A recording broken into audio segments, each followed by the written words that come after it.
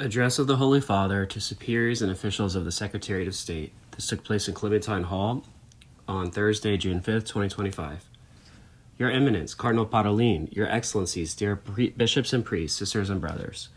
First of all, I thank the Secretary of State for his words of introduction and for the ongoing assistance that he is providing me as I take the first steps in my pontificate. I'm pleased to be here with you, who offer a precious service to the life of the Church by helping to carry out the mission entrusted to me. Indeed, as Predicate Evangelium affirms, and that was from Pope Francis, the Secretary of State, as the Papal Secretariat, directed by the Secretary of State, provides close assistance to the Holy Father in the exercise of his supreme mission. And that's a reference to Articles 44 and 45 of Predicate Evangelium. I'm comforted by the knowledge that I'm not alone, and that I can share the responsibility of my universal ministry with you. This is not in the prepared text, but I can say with great sincerity that in these few weeks, a month has not even passed yet since beginning my Petrine ministry, it's evident to me that the Pope cannot work alone.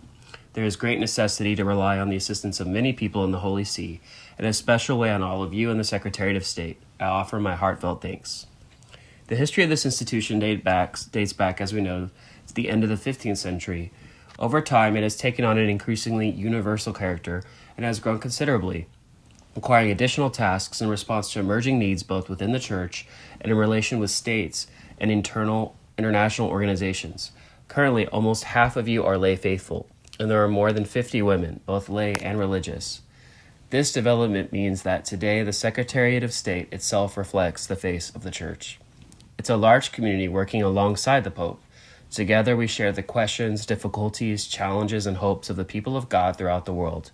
In doing so, we also express two essential dimensions, incarnation and Catholicity.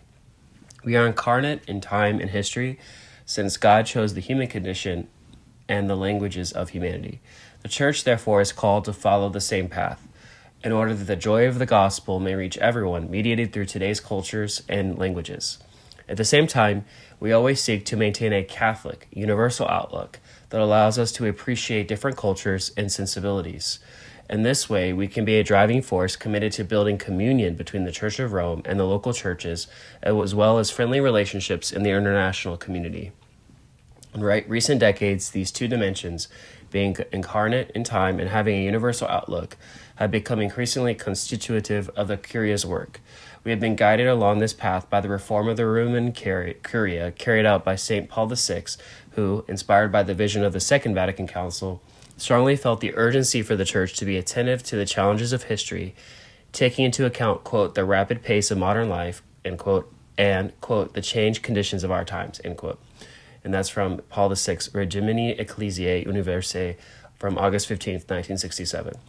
At the same time, he reaffirmed the need for a service that expresses the Catholicity of the Church, and to this end he decreed that, quote, those present in the Apostolic See to govern it should be called from all parts of the world, end quote, and that's from the same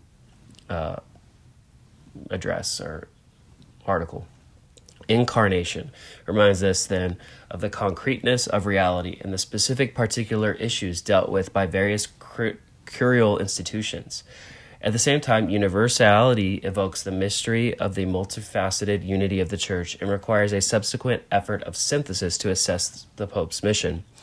It's precisely the Secretariat of State that offers this service of unification and synthesis. Indeed, Paul VI, well-versed in the Roman Curia, chose to restructure this office, effectively designating it as a point of connection, and thus establishing its fundamental role of coordinating the other dicasteries and institutions of the Apostolic See.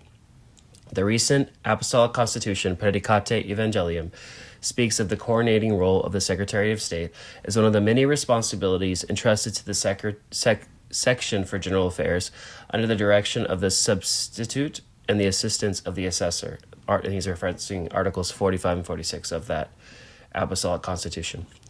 Along with the Section for General Affairs, the Constitution also includes the Section for Relations with States and International Organizations, which is directed by the Secretary with the help of two undersecretaries.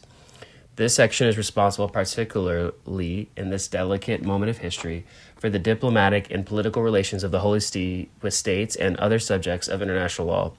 The section for diplomatic personnel, with its secretary and undersecretary, is tasked for its part with assisting pontifical representations and the members of the diplomatic corps in Rome and throughout the world.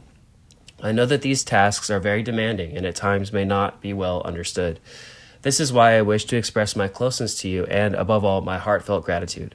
Thank you for the skills you place at the service of the church for your work, which almost always goes unnoticed, and for the evangelical spirit that inspires it. And allow me, as a result of my gratitude, to make an appeal, referring once again to St. Paul VI. Let this place not be clouded by ambition or rivalry. Instead, let it be a true community of faith and charity of, quote, brothers and sisters and children of the Pope, end quote, who give themselves generously for the good of the church. And that's Paul VI addressed to the Roman Curia on September 21st, 1963. I entrust you all to the intercession of the Blessed Virgin Mary, Mother of the Church. I thank you because I know that you pray for me, I hope, every day, and I warmly bless each of you, your loved ones, and your work. Thank you.